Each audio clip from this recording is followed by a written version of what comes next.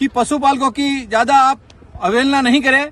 हम पशुपालक कोई आतंकवादी नहीं है या कोई विदेशी नहीं है। हमारा जन्म किसानों के खेतों में, फॉरेस्ट के जंगलों में हुआ है। पशु का दर्द, पशुपालक का दर्द हमारे खून में समाया हुआ है।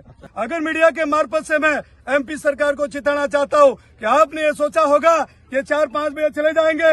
हम राजस्थान से बोरिया बिस्तर बांध के आए हैं। सब हम धरने में आए, पशुपालक की पीड़ा और वेदना को लेकर आए। पशुपालक इस भारत के निर्माता है। पशुपालक यहाँ का मूल निवासी है और इस पशुधन की वजह से देश को समृद्ध और खुशहाल बनाने में इन पशुपालकों की महती भागीदारी है। अगर आज की हमारी मांगे सरकार नहीं मानती है तो आज तो हमारे ये पुरुष पशुपालक आए हैं और कल से हमारी माताएं, बहनें और भेड़, बकरियां, ऊंट और गाय इस सड़कों पर संघर्ष करेगी। जब तक हमारे पशुपालक भाइयों को सरकार न्याय नहीं देगी, हक और अधिकार नहीं मिलेगा। अब पशुपालक जाग चुका है। इस देश में पशुपालकों की महती भागीदारी है।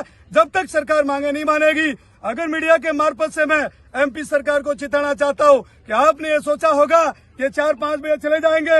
हम राजस्थान से बोरिया बिस्तर बांध के आए हैं और आने वाले समय में आज हम लोग इंतजार कर रहे हैं। कल से लाखों की तादाद में राजस्थान ही नहीं, जहाँ पूरे भारत में पशुपालक बैठता है वो यहाँ आएगा और पशुधन लेके हम सड़कों पर संघर्ष करेंगे।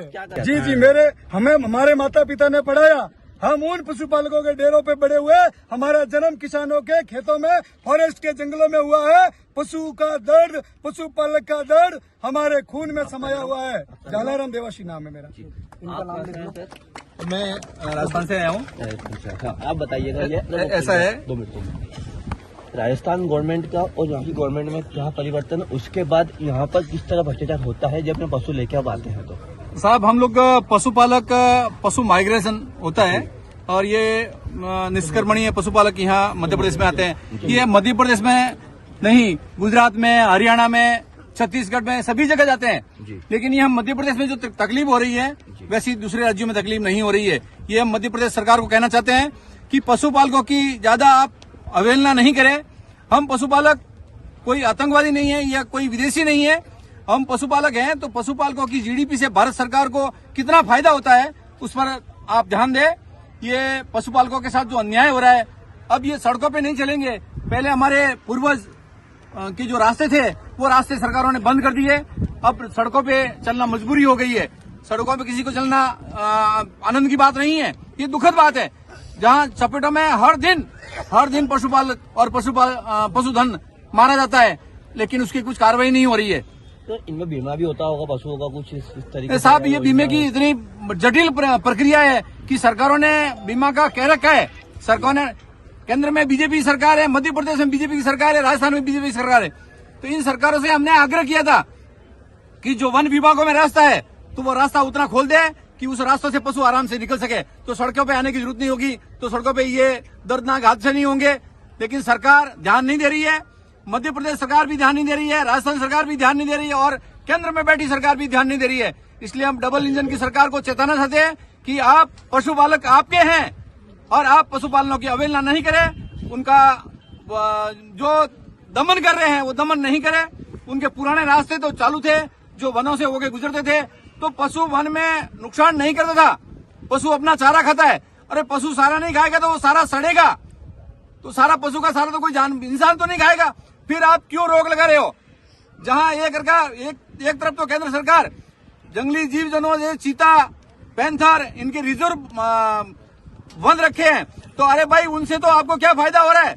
इन पशुओं से तो जीडीपी में आपको पशु का दूध, पशु का मांस और पशु का खाद, ये सब आपके देश की जीडीपी में बहुत बड़ी भूमिका है।